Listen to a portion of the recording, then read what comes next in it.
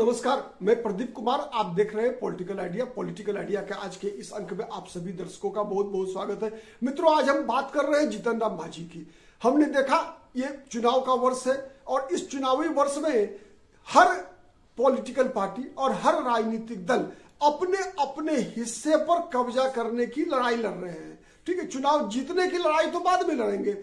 अभी जो लड़ाई चल रही है वो चुनाव लड़ने की लड़ाई चल रही है कि मतलब चुनाव लड़ने में किस पार्टी का कितना हिस्सा होगा।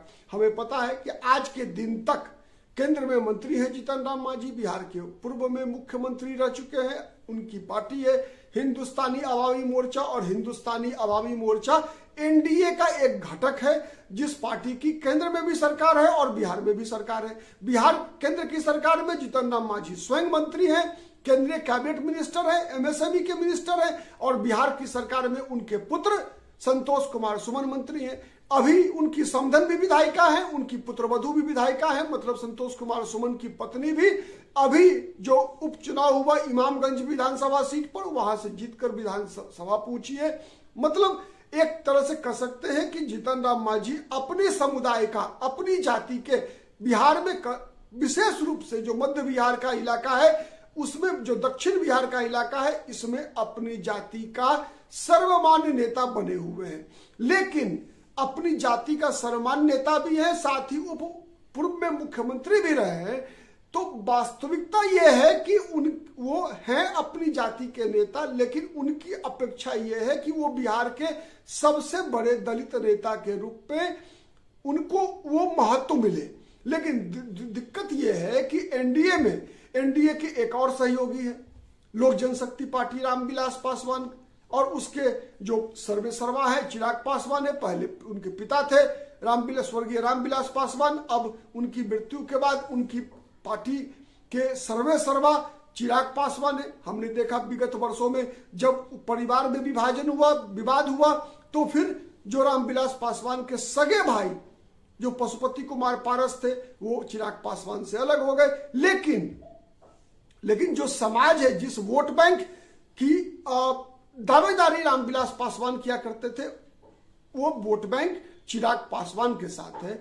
जो पासवान जाति के मतदाता है वो चिराग पासवान के साथ है। चिराग पासवान जिधर जाते हैं उधर ही पासवान जाति के मतदाता जाते हैं। चिराग पासवान आज एनडीए के साथ है तो चिराग पासवान की जाति एनडीए के साथ चट्टानी मजबूती के साथ खड़ी है। लेकिन जीतन राम मांझी की अपेक्षा क्या है कि चिराग पासवान की तुलना में उनको अधिक महत्व मिले। आज हमने देखा इसी सप्ताह जीतन राम मांझी का एक बयान जो काफी चर्चा में रहा। वो बयान क्या था कि 40 सीटें हमें मिलना चाहिए। जीतन राम मांझी का दावा क्या है कि बिहार में जो एनडीए 243 विधानसभा सीटों पे लड़ेगी उसमें 40 सीटें जीतन राम मांझी को मिले। और उन 40 में जीतन राम मांझी ने कहा कि अगर हम 20 भी जीत कर आए तो यकीन मानिए हमारा मुख्यमंत्री भी हो सकता है। ये एक बहुत बड़ा बयान है। ये जीतन राम मांझी कहा कि 40 सीटें लड़ेंगे, 20 भी विधायक जीत गए तो हमारा मुख्यमंत्री भी हो सकता है। तो यही है आज की वर्तमान बिहार में गठबंधन की राजनीति का सच। और इस सच में यही जीतन राम मांझी की रणनीति भी है।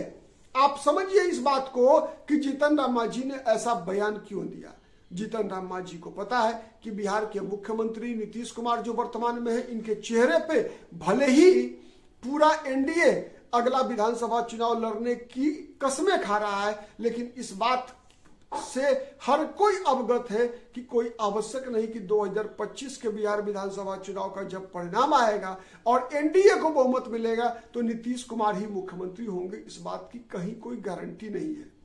उसके कई कारण हैं।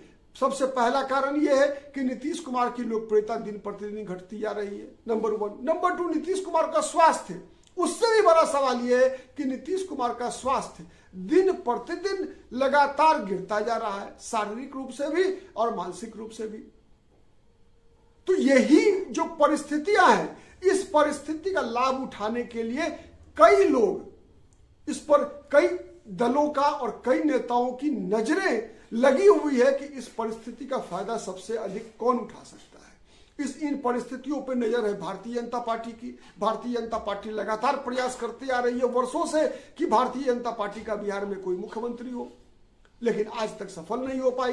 तो भारतीय जनता पार्टी के भी कई नेता उस कुर्सी पर, विशेष रूप से अगर हम चर्चा करें तो सम्राट चौधरी है वो, चाहे नित्यानंद राय हो, लगातार इस बात का सपना देखते आ रहे कि कभी तो भारतीय जनता पार्टी का मुख्यमंत्री होगा। और ये सपना नीतीश कुमार के बाद कौन, इस सवाल के जवाब में खड़ा होता है कि नीतीश कुमार के बाद कौन। एनडीए की तरफ से, यूपीए की तरफ से स्पष्ट है कि उस खेमे से अगर कोई है तो तेजस्वी यादव है, लेकिन एनडीए खेमे से कौन? चूंकि जनता दल यू तो एक व्यक्ति की पार्टी है, आज चर्चा चल रही है निशांत कुमार की भी, तो लेकिन निशांत कुमार के नाम पर क्या नीतीश कुमार तैयार होंगे? नंबर 1 सवाल है। दूसरा सवाल यह है कि क्या निशांत कुमार नीतीश कुमार के पुत्र हैं?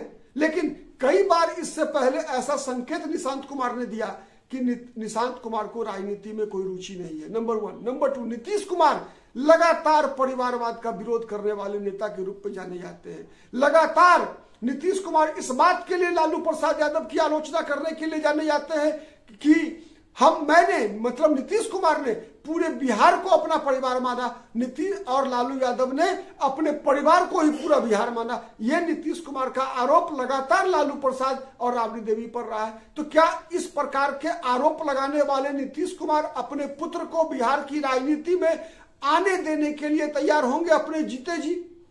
क्या अपनी पार्टी का नेतृत्व अपने पुत्र को सौंपेंगे नीतीश कुमार? वही नीतीश कुमार जो लगातार इस बात का आरोप आज से 3 दिन पहले भी विधानसभा में लगाया नीतीश कुमार ने कि अपने जब मुख्यमंत्री पद से हटकर जेल जा रहा था तो आपको ना बैठा दिया, मतलब राबड़ी देवी की तरफ इशारा करके नीतीश कुमार बोल रहे थे, ठीक है, कि तुमको बैठा दिया मुख्यमंत्री पद पर तब जब वो खुद जेल जा रहा था। तो तुम ताम तो खैर अब नीतीश कुमार की इस बात का विश्लेषण करना बहुत मुश्किल है, क्योंकि नीतीश कुमार की भाषा की मर्यादा कई बार टूट चुकी है इधर 2-3 वर्षों के अंदर, इसीलिए अब इस बात पे चर्चा भी नहीं होती बिहार की राजनीति में, बिहार की पॉलिटिकल सर्किल में। तो आज हम बात कर रहे हैं जीतन राम मांझी की। तो जीतन राम मांझी का जो यह बयान है कि हम 40 सीटें लड़ेंगे, तो एक सबसे बड़ा सवाल यह है कि क्या एनडीए 40 सीटें देने की स्थिति में है? मुझे तो नहीं लगता। अगर किसी भी एंगल से जीतन राम मांझी की 10 से 12 सीट से अधिक की हिस्सेदारी बनती नहीं है, और दूसरा 10 से 12 सीट की हिस्सेदारी बनती भी है अगर ज्यादा से ज्यादा, तो कितने एमएलए जीत कर आएंगे? 5-6। हाँ ठीक है कि देश का इतिहास रहा है कि एक एमएलए वाली पार्टी के भी व्यक्ति मुख्यमंत्री बन गए हैं, मधु कोरा, सबको याद होगा। अकेले विधायक थे अपनी पार्टी के, फिर भी वो मुख्यमंत्री बन गए, तो ऐसा इतिहास रहा है, ये अलग विषय है। लेकिन सवाल ये उठता है कि जीतन राम मांझी की रणनीति क्या है? जीतन राम मांझी की रणनीति आज के दिन में सिंपल एक ही है कि बिहार की राजनीति में जहां तक दलितों की राजनीति का सवाल है, तो जीतन राम मांझी इस बात का एहसास एनडीए को भी कराना चाहते हैं और बिहार की राजनीति को भी कराना चाहते हैं कि चिराग पासवान से बड़े नेता जीतन राम मांझी हैं। इसी बात को साबित करने का भरपूर प्रयास लगातार आज से नहीं, लोकसभा चुनाव के दौर से ही कर रहे हैं जीतन राम मांझी, लेकिन अब तक सफलता तो मिली नहीं है। देखते हैं कि इस बार सफलता कितनी मिलती है। संभावना कम है, लेकिन हमारी नजर इस पे बनी रहेगी। देखते हैं कि चुनाव आते आते सबसे पहले कि जीतन राम मांझी को सीटें कितनी मिलती है, और उस जितनी सीटें मिलती है उनमें स्ट्राइक रेट क्या होता है जीतन राम मांझी की।